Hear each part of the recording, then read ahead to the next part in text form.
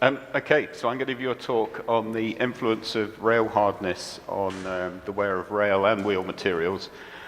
I kind of done this as part of the ICRI wear mapping project. I haven't got time to explain what ICRI is at the moment, but basically within that package we're just trying to pull together as much wear data as we can. And one of the outcomes is that we've had enough data to look at these influences. So why do we particularly want to do that? There's an increasing use of premium rail material. There's also projects running where we're looking at additive manufacturing techniques to put hard layers on rails, and I'm sure eventually that could be applied to wheels as well. But particularly focusing on the rail, how does having a hard rail influence the wear of the wheels? This is particularly important in the UK, where the rails and wheels are owned by different people. They're not necessarily that interested in coming together to reduce overall system wear. They're more bothered about their own bit, and that being the least damage. So as soon as you start talking about putting clad layers on rail that are super hard, the wheel owners get a bit squiffy, as we'd say in the UK. There is some work on this if you look on the literature, but there are lots of gaps in this, which makes it hard to pull it all together to get an overall picture of what's happening. There is a model that previous researchers have presented where they have pulled together what's available. So if you look here and ignore the naught, on this side, you've got a harder wheel, on that side, a harder rail, and at the bottom, it's the ratio of rail to wheel hardness. So here, as you move across, you might be making the wheel softer or the rail harder. Perhaps the more interesting bit is this side, I think, because on the whole, the rail is going to be harder. And as you increase rail hardness, previous work has shown that obviously rail wear reduces, but wheel wear seems to be unaffected, which is quite interesting. And of course, that means the overall system wear is reduced, which is good for everybody. However, there are a number of issues, I think, with the data that's been pulled together to form this relationship, and perhaps a lack of understanding about why it actually occurs this way. So if we look at some of the gaps or unknowns, if you look through the papers that have produced this work, very limited range of contact conditions have been used. When people look at new rail materials or wheel materials, they tend to just choose one contact condition to look at to rank it against other materials.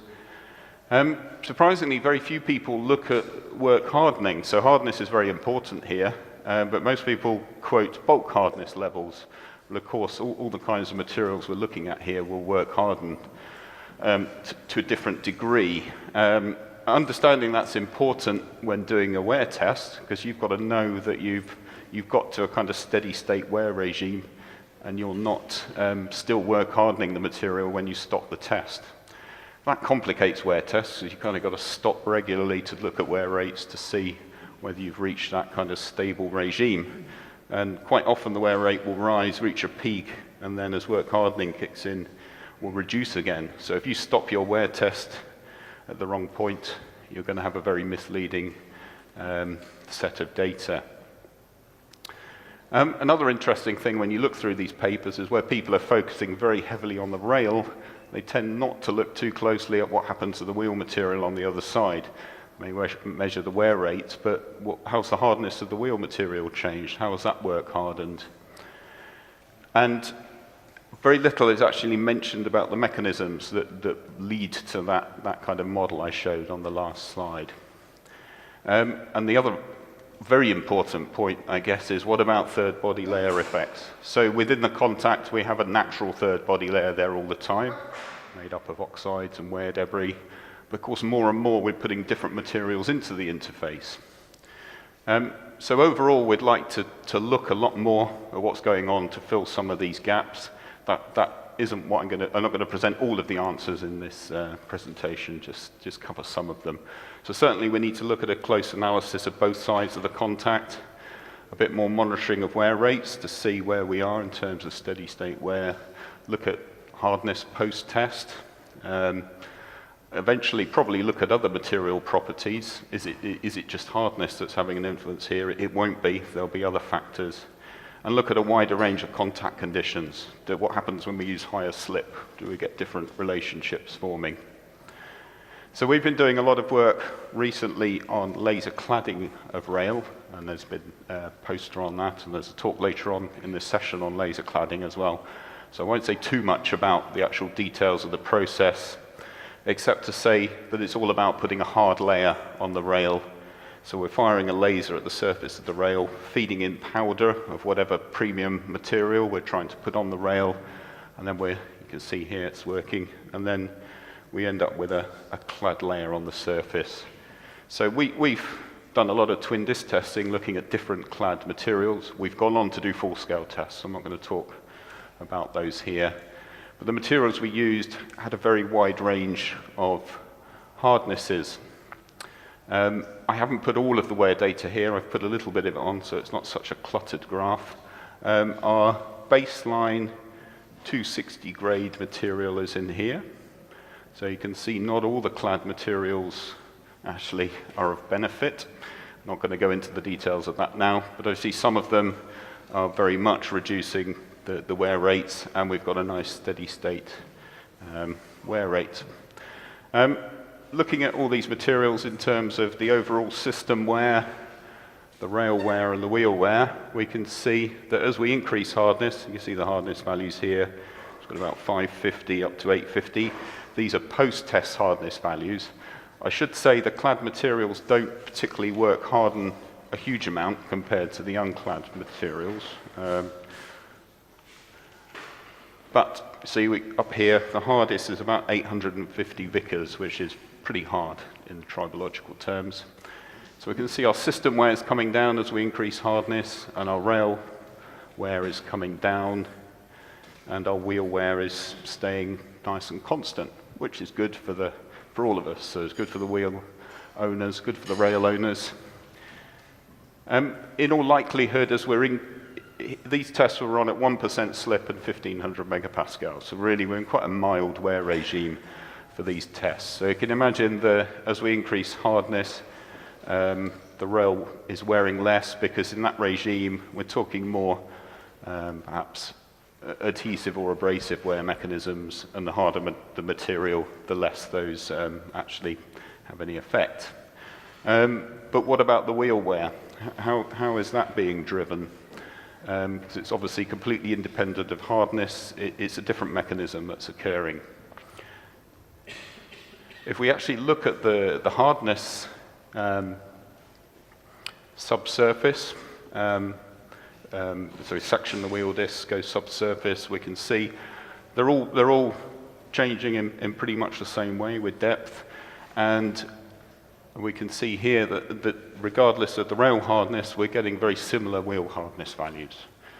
So what we've got here is a regime where the wear is being very much driven by the contact stress. So the wheel wear is totally dependent on the properties of the wheel material, not by the properties of the rail material.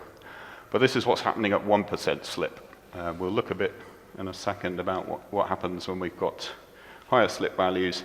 We've looked at a change in roughness. Again, something interesting is happening here. We haven't had enough of a chance to understand why this is, but beyond a certain threshold hardness, the roughness drops very much. I think the roughness of the wheels being very much driven by the roughness of the rail, with it being much harder. So more recently, we've done some work with premium rail materials, but we've tested these at different slip values. So 110, and on the next slide, there'll be 20. Here I've plotted the bulk hardness values at the beginning of the test. The post-test hardness values were not so clear in their trends. I think an issue there is how long the materials are taking to work harden. So for a lot of the test, we might not be at the final hardness, and that's obviously going to influence the wear rate quite significantly. So a similar trend at 1%. So we've got our premium rails, and then we've got our clad material there. At 10%, however, we're not getting much of a change. Again, I think the rail material's now in a wear regime where it's being driven by the contact stress. All of these are at the same contact stress, so What's odd now is that the wheel wear trends are looking a bit different.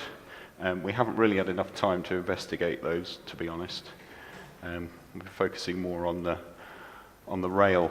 So at 20%, we're back to our reducing wear with hardness. I think here, temperature effects are becoming really important. So we're getting up to a temperature where we're quite possibly softening some of the materials during the test. So then a bulk hardness and a final hardness measurement don't actually mean anything. We really need to be looking at the hot hardness values of some of these materials. One thing we can definitely say, though, is that the clad layer is outperforming all of the premium rail materials in terms of wear at very high slip values, which is very interesting for us. At this temperature, the wheel material is affected far more than the rail material as well, so it's obviously softening much more. The wear rates are climbing to very high values. So conclusions. We did within the paper, there's a lot more detail on the review of existing work that we did. There was some consensus on the wear trends, but there was little on the mechanisms. And there were lots of gaps in terms of what's going on both sides of the contact, number of contact conditions that are being looked at, in terms of what hardness value you're looking at, whether you've got to a steady state wear regime. The work on the clad layers showed that if we went up to very high hardness rails, it didn't seem to matter. We were getting, at those contact conditions, we were getting very consistent wheel wear rates. The wheel hardness was dictating the wear of the wheels, not the rail.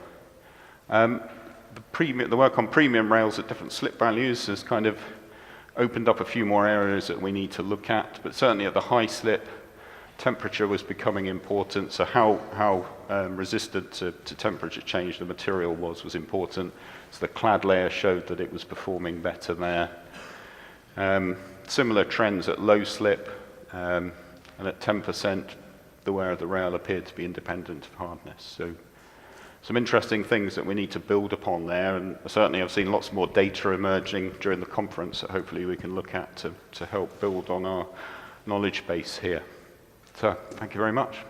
Is that okay? 2 minutes for questions?